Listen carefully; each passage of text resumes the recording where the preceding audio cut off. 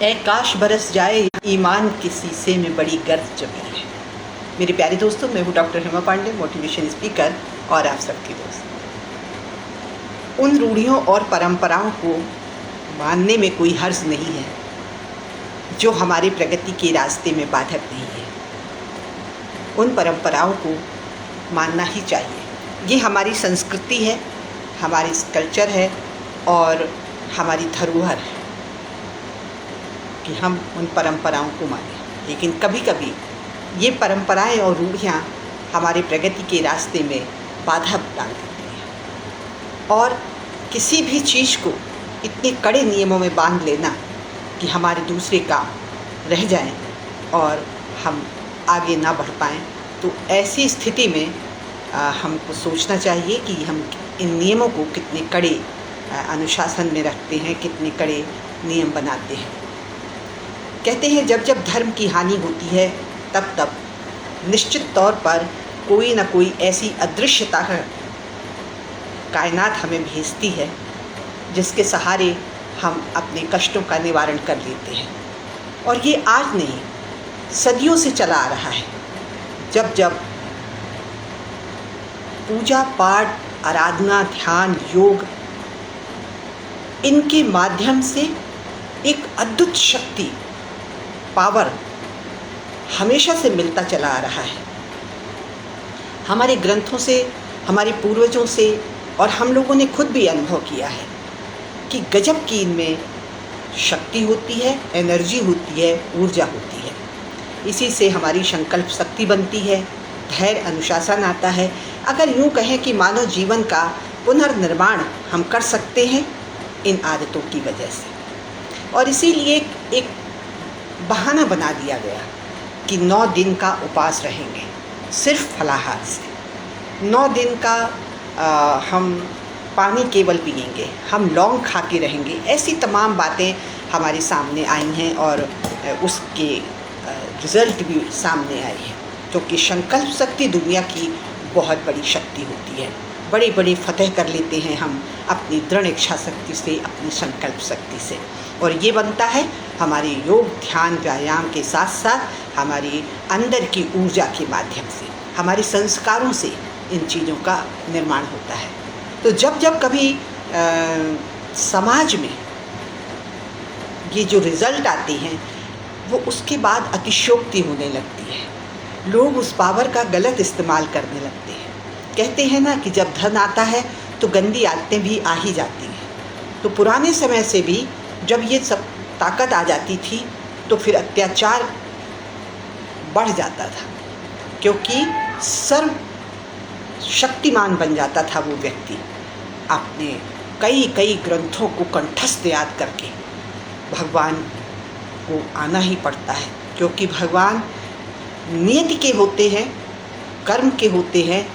जैसे उस भक्ति के गुलाम बन जाते हैं। ईश्वर अपनी तरफ से कुछ नहीं कर पाता है। तो ऐसे में ईश्वर आपको वो पावर देता है और उस पावर का फिर आप गलत इस्तेमाल करने लगते हैं। ऐसा ही देवताओं के साथ भी हुआ। जब भस्मासुर ने अतिशयोक्ति करके अपनी पावर से, अपने पूजा पाठ से, अपने योग ध्यान से उस शक्ति को पा लिया और ईश्वर को प्रसन्न कर लिया और उनसे एक ऐसा वरदान मांग लिया कि मैं किसी भी हालत में ना मर सकूं, ना पुरुष से, ना स्त्री से, ना दिन से, ना रात से, ना अंदर और ना बाहर। ऐसी तमाम शर्तों के साथ जो आप सबको पता है कि ऐसी शर्त लगाई। तो सारे देवता जो थे वो विचलित हो गए, समझ नहीं पा रहा था कि इसको कौन मारेगा। अतिश करने वाले इस व्यक्ति को का अंत तो होना ही चाहिए। तब देवताओं के आवाहन से माँ ने का अवतार हुआ, बहुत ही सुंदर और एक बच्ची के रूप में भस्मासुर ने देख करके बहुत ही मोहित हो गया, शादी करने की इच्छा जाहिर की और उन्होंने एक शर्त रख दी कि तुम मुझे अगर हराओगे तो मैं तुमसे शादी कर लूँगी। और अंततः वो मारा गया। हमारे तुम्हारे घरों में भी महिलाओं में एक अद्भुत शक्ति होती है। अगर कभी अति होने लगे किसी भी चीज़ की, चाहे वो परिवार के द्वारा, समाज के द्वारा या अदर किसी भी हालात में, तो आवाज़ उठानी ही चाहिए। वैसे बहुत ही शांत, सौम्य, धैर्य, संकल्प शक्ति और अपनत्व के सहारे इस संसार की जो रचना की है, इस संसार को जो चला रही है, वो उन सभी मातृशक्ति को मैं नमन करती हूँ जो धैर्य धारण किए हुए हैं और कर रही हैं अपने संसार के नियमों पे चलते हुए समर्पित भाव से जो महिलाएं आगे बढ़ रही हैं, उन सभी को मैं बारंबार नमन करती हूँ। मैं कह रही थी कि जब कभी अतिशयोक्ति होने लगती है पुराने परंपराओं की, रूढ़ियों की, तब हमें हमारी प्रगति में वो बाधक बनने लगती है। तो ऐसी ही एक कहानी के माध्यम से मैं आपको बताती हूँ कि किसी भी की चीज़ का जब अति होती है तो उसके परिणाम बहुत भयानक निकलते हैं। तो ऐसे ही एक व्यक्ति एक कपड़ा व्यवसायी था जो साइकिल में रख के कपड़े बेच रहा था। तो वो जब भी कपड़े बेचने जाता और उससे जो गांव-गांव जाकर थोड़ी अर्निंग हो जाती थी, काम चल रहा था। उसके कोई बच्चे नहीं थे, पत्नी ही थे। तो ऐसे में धीरे धीरे उम्र दराज भी हो गया और साइकिल भी अब उसकी टूट गई। वो गांव के ही एक पास में मज़ार थी, उस मज़ार पर आकर बैठ जाया करता था। तो बाज़ार पर बैठे हुए जो पुजारी थे वो उससे रूबरू होते थे, बातचीत करते थे, हंसते बोलते थे और ठंडा पानी पीते थे। तो इस तरह से एक दोस्ती सी हो गई थी। तो एक दोस्त ने कहा कि मैं बहुत थक गया हूँ और साइकिल भी अब बड़ी ख़राब हो गई है, गांव में पैदल जाता हूँ तो थक जाता हूँ। तो उन्होंने एक सलाह दी जो मज़ार पर बैठे हुए थे पुजारी जी, कि तुम एक काम करो, मेरे पास एक गधा है। तो हालांकि वो बड़ा वृद्ध है, तुम चाहो तो कपड़े उसके ऊपर रख करके तुम उसको ले जा सकते हो, कभी थोड़ी बहुत देर के लिए बैठ भी सकते हो। तो उन्होंने कहा अगर ऐसा हो जाए तो बहुत अच्छा रहे, क्योंकि कमाना तो पड़ेगा, बच्चे हमारे हैं नहीं, तो जो भी थोड़ा बहुत मिल जाए जब तक ज़िंदा है। तो एक वृद्ध गधा ले करके अब वो प्रभात फेरी जैसा लगाने लगा और उसको चूँकि गांव वाले भी परिचित थे तो थोड़ी बहुत अपनी शॉपिंग उसकी कर लेते थे और उसका काम बढ़िया चलने लगा था। 1-1.5 साल बीतने के बाद अचानक ही एक दिन वो गधा गिर गया और ऑन द स्पॉट एक्सपायर हो गया, ख़त्म हो गया। कहने के लिए वो गधा था, लेकिन वो व्यक्ति बहुत इमोशनल हो गया। उसको सहलाते हुए बोला कि आज वर्ष भर हो गया तुमने कितनी सेवा की मेरी, इसलिए तुम्हें ऐसे नहीं छोड़ सकता हूँ मैं। तो गड्ढा किया, बाकायदे उसको उसमें दफनाया, उसके ऊपर उसने अच्छी सी एक ऊंची दीवार सी बना दी।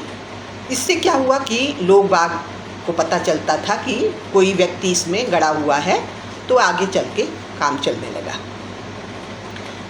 जैसे ही वो सब काम करके उसके ऊपर फूल रख करके हटने ही वाला था कि अचानक उधर से एक कार आ गई। सड़क के किनारे ही था ये। जब कार आई तो कार वाला रुका। उसने सोचा कि ये एक मज़ार है। उसने कुछ रुपए चढ़ाए, हाथ जोड़े और वहाँ से चला गया। अब उस व्यक्ति को भी एक लालच सा हो गया, क्योंकि उसने वो रुपए उठाए और उसको सहलाया कि जिंदा रहते रहते तो तुमने मेरा बहुत सहयोग किया, मरने के बाद भी तुम मेरा कितना सहयोग कर गए, आज मुझे कमाई के ये रुपए भी दे गए। तो वो गधा को थैंक्स था, बहुत शुक्रिया अदा कर रहा था। अचानक ही रोज़ आके बैठने लगा, क्योंकि उसे उसकी याद आती थी, और पैदल चल के कपड़े बेचता था। एक दिन वो कार वाला फिर से आया और इस बार वो इतना खुश था कि मज़ार पर आकर उसने फूलों से पूरी चादर ढक दी, पूरी मज़ार को ढक दिया। गांव वालों को बुला लाया, कहने लगा मैं तुम्हें पैसे देने को तैयार हूँ, यहाँ पर पक्की मज़ार चबूतरा बना दिया जाए, क्योंकि आज मेरा काम पूरा हो गया है। ये बड़ी ही सिद्ध मज़ार है। उस पर बैठने वाला वो व्यक्ति जो कपड़े बेचता था, वो बड़े आश्चर्यचकित था। उसने कहा, ये तो गधा है कि और ये कह रहा है कि मज़ार सिद्ध मज़ार हो गई है ये।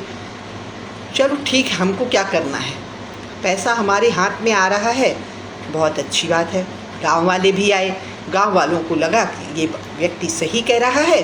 सीमेंट वगैरह लाके बढ़िया सा पक्का चबूतरा बना दिया गया, फूल माला डाली गई, पैसे चढ़ाए गए। अब तो उस व्यक्ति का काम बड़े अच्छे से चलने लगा, क्योंकि कोई ना कोई व्यक्ति आता था और उसको फूल माला चढ़ा देता था आके, और साथ में कुछ पैसे भी।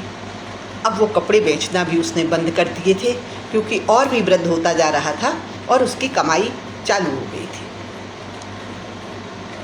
जब उसके दोस्त को ये पता चला, जिसने गधा दिया था, कि भाई मेरी मज़ार पर आजकल कोई नहीं आ रहा है और इस मज़ार की बड़ी तारीफ़ सुनने में आ रही है, तो ज़रा मैं जाके देखूं तो कि आखिर ये कौन सी मज़ार है और कौन से लोग हैं। जब पास में आकर उसने देखा, जो आधा किलोमीटर दूर थी वहाँ से, तो देखकर आश्चर्यचकित रह गया। ये तो वही व्यक्ति है जिसको मैंने गधा दिया था। धीरे से जाके उससे पूछता है, क्यों भाई, ये क्या माजरा है? हाथ जोड़ने लगा, कहने लगा, मेरे पेट पे लात मत मारिएगा, दरअसल ये वही गधा है जो आपने मुझे दिया था। और उसने पूरी राम कथा सुना दी। उस व्यक्ति ने कहा, नहीं नहीं नहीं, मैं लात नहीं मारूंगा, बहुत बढ़िया है, तुम्हारी कमाई हो रही है, तुम्हारा पेट भर रहा है, मैं बिल्कुल ऐसा नहीं करूँगा। वो जाने लगा।